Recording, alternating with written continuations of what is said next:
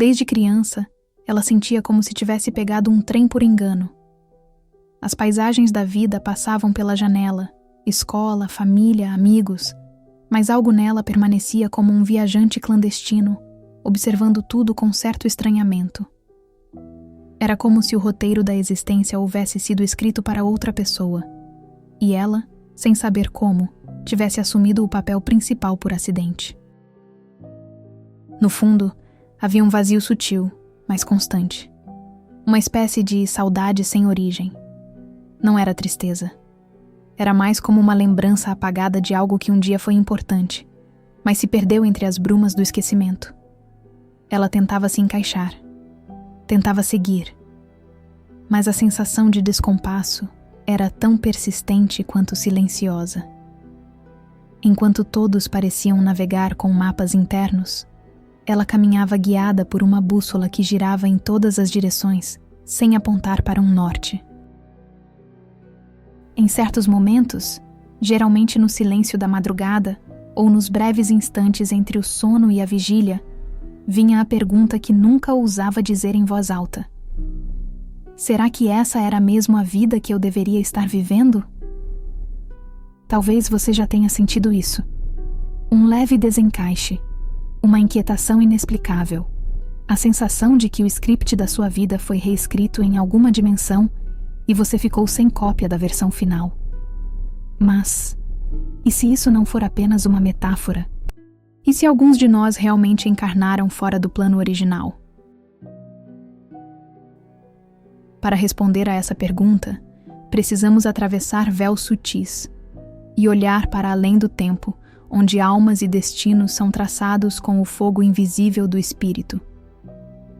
É nesse reino, o dos arquitetos do destino, que começa a nossa próxima jornada. Antes que o primeiro suspiro se desenhe nos pulmões da carne, o espírito já percorreu longos corredores de decisão no plano invisível.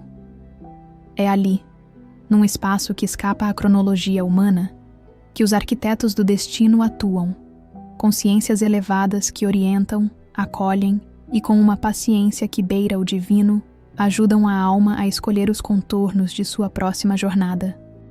Imagine uma biblioteca infinita, onde cada livro é uma vida possível. Algumas páginas estão escritas com letras de luz, outras com traços incertos, esmaecidos por escolhas ainda indefinidas. É nesse ambiente simbólico que o espírito, acompanhado por mentores, folheia alternativas, nascimentos, perdas, encontros, provações. Tudo está ali, não como imposição, mas como proposta. Segundo o Livro dos Espíritos, na questão 258, a alma participa ativamente desse planejamento. Ela escolhe provas e expiações que contribuirão para seu progresso. É como um aluno que, prestes a reencarnar, define sua grade curricular existencial, sabendo que cada desafio o impulsionará rumo a degraus mais altos. Mas essas escolhas não são fáceis. Muitas vezes, o espírito sente medo. Outras vezes, culpa. Há os que desejam acelerar seu progresso, aceitando provas severas. E há também os que hesitam, retornando várias vezes à sala de planejamento até encontrar coragem para aceitar o necessário. Esses arquitetos, que poderíamos chamar de engenheiros do karma, não impõem rotas. Eles aconselham, mostram os fios sutis que ligam cada escolha a um futuro possível. São como jardineiros da eternidade, ajudando a alma a plantar as sementes certas na terra da experiência. Mas, apesar de toda a sabedoria envolvida, há algo que escapa até mesmo aos mapas mais minuciosos: a liberdade. E é nela que reside tanto a glória quanto o risco da encarnação. Pois nem todo plano se cumpre. E é justamente quando o espírito insiste em atalhos que surgem os desvios, e com eles, as histórias que desafiam os próprios arquitetos. Mesmo diante dos conselhos serenos dos mentores, há espíritos que, tomados por arrependimento ou ambição espiritual, decidem encarnar antes do tempo. É como um artista que, impaciente com o processo de maturação de sua obra, insiste em expô-la inacabada, e ao fazê-lo, vê seus contornos desfigurados pela pressa. No livro Missionários da Luz, encontramos um exemplo vívido dessa dinâmica. O espírito Segismundo, em sua preparação para reencarnar, enfrenta fortes resistências emocionais, tanto dele quanto dos que fariam parte de sua nova família. Ele precisa reencarnar para ajustar débitos kármicos, mas o processo exige reconciliação e sintonia energética, algo que só o tempo e a assistência espiritual podem prover. Entretanto, há aqueles que não esperam, que se lançam ao renascimento movidos pela ansiedade, como quem salta de um trem ainda em movimento. O resultado? Vidas marcadas por bloqueios inexplicáveis, aflições sem causa aparente, sentimentos profundos de inadequação, como se o espírito tivesse aterrissado em terreno ainda não preparado para recebê-lo. Esse descompasso gera ruídos profundos. A alma carrega inconscientemente a memória de que algo não foi bem alinhado. E mesmo sem saber exatamente o que, ela sente. Sente como se tivesse entrado em cena antes da hora, recitando falas de uma peça que ainda não começou. E quando isso acontece, nem os melhores roteiros conseguem evitar o desconforto. Mas e se, além da pressa interna, existirem forças externas que desviam o curso da encarnação? Nem sempre o desvio nasce da alma. Às vezes, ele é soprado por ventos alheios. No vasto cenário invisível onde os destinos se entrelaçam, forças sutis circulam como correntes subterrâneas. Algumas dessas forças são benéficas, orientadoras. Outras, no entanto, são dissonantes. Presenças que operam nas sombras da ignorância ou da revolta, interferindo nos planos dos que ainda não têm força suficiente para manter o próprio eixo. Existem espíritos desencarnados que, por motivos diversos, apego, vingança, ciúme ou simples perturbação, buscam intervir nos roteiros alheios.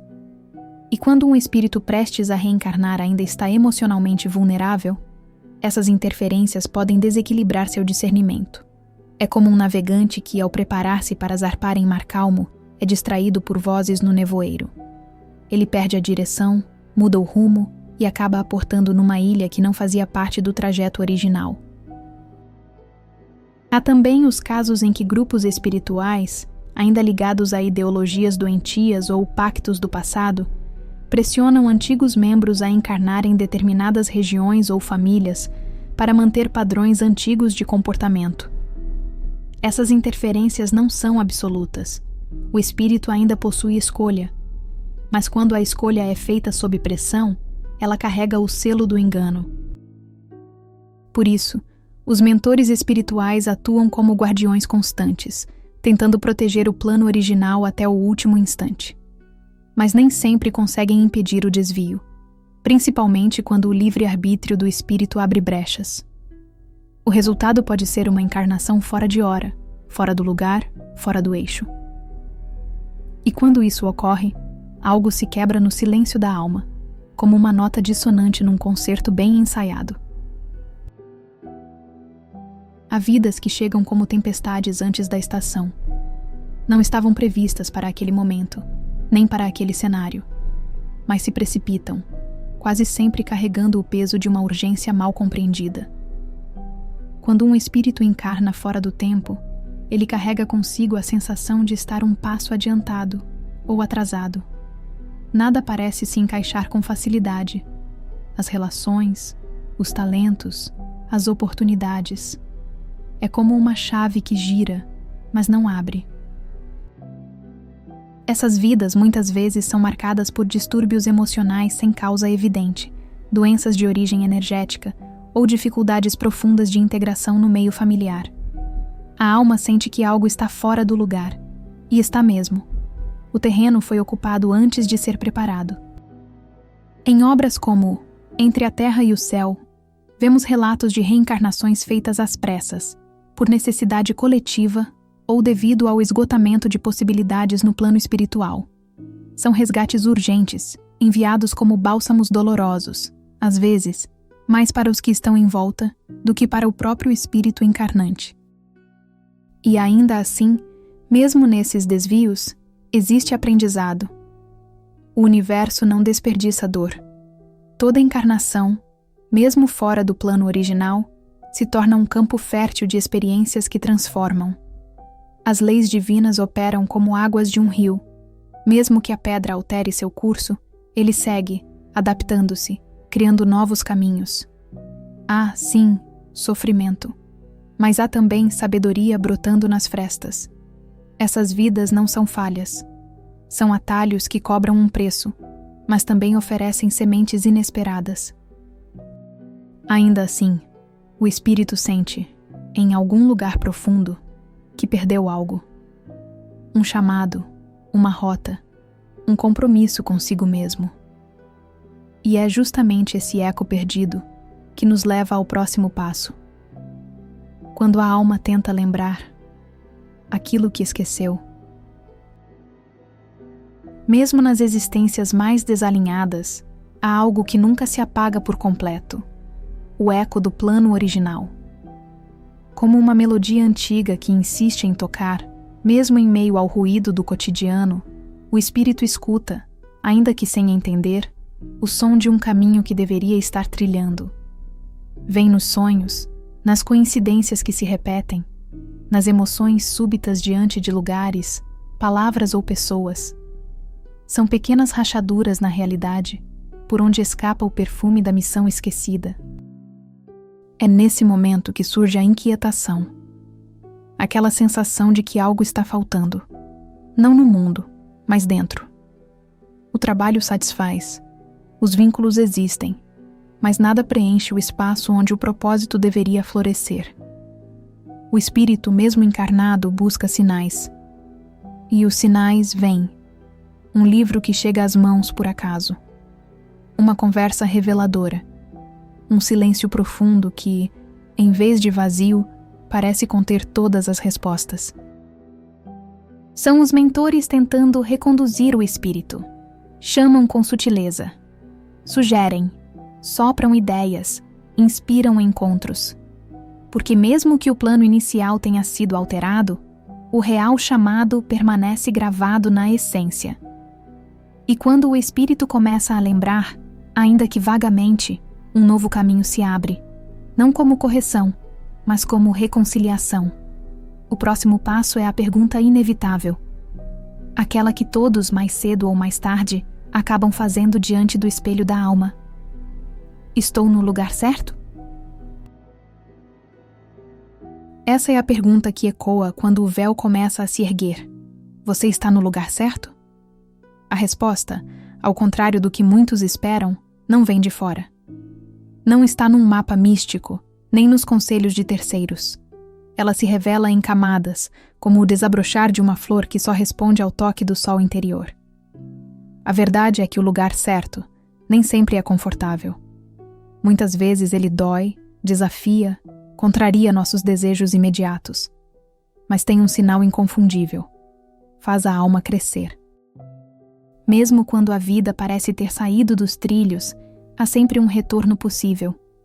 Os mentores, a espiritualidade, a própria vida conspiram discretamente para nos trazer de volta ao ponto de origem, não geográfico, mas espiritual. O plano original pode ter sido desviado, mas nunca está perdido. Ele pulsa na essência, esperando ser reencontrado. E às vezes, o que parecia erro era apenas uma estrada alternativa para um mesmo destino de luz. A alma que desperta não volta atrás. Pode tropeçar, hesitar, mas já não caminha às cegas. E se você sente que sua vida não é sua, que há algo fora do compasso, talvez esse seja o chamado. Não para desistir, mas para lembrar. Lembrar quem você é. Lembrar o que veio fazer. E lembrar que nunca esteve só. A vida, mesmo quando parece confusa, é parte de um plano maior. E você ainda está a caminho dele. E isso já é estar no lugar certo.